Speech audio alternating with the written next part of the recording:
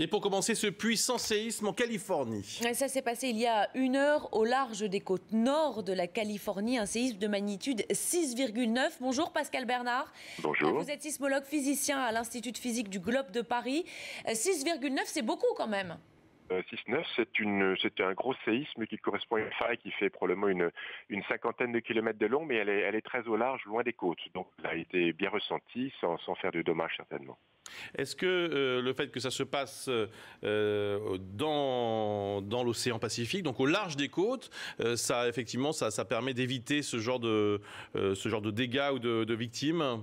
Alors on est trop loin pour effectivement être sensible de manière significative aux ondes sismiques. Par contre, il y avait des risques de tsunami qui ont finalement été abaissés du fait que le séisme correspond à un mouvement horizontal entre les deux plaques et donc ne génère pas significativement de mouvement du fond marin et donc pas de tsunami.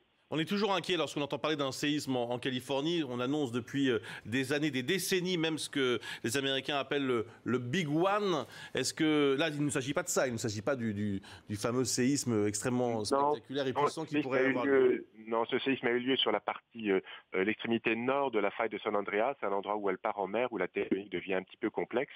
Et c'est en fait près de la limite du grand séisme de 1906, qui lui n'est pas tout à fait prêt pour se répéter, contrairement à celui de 1857 plus au sud qui traverse la banlieue de Los Angeles et qui est le fameux Big One. Donc on est loin du Big One. Cela dit, la possibilité de grosses répliques ou même de séismes équivalents dans la région n'est pas à exclure.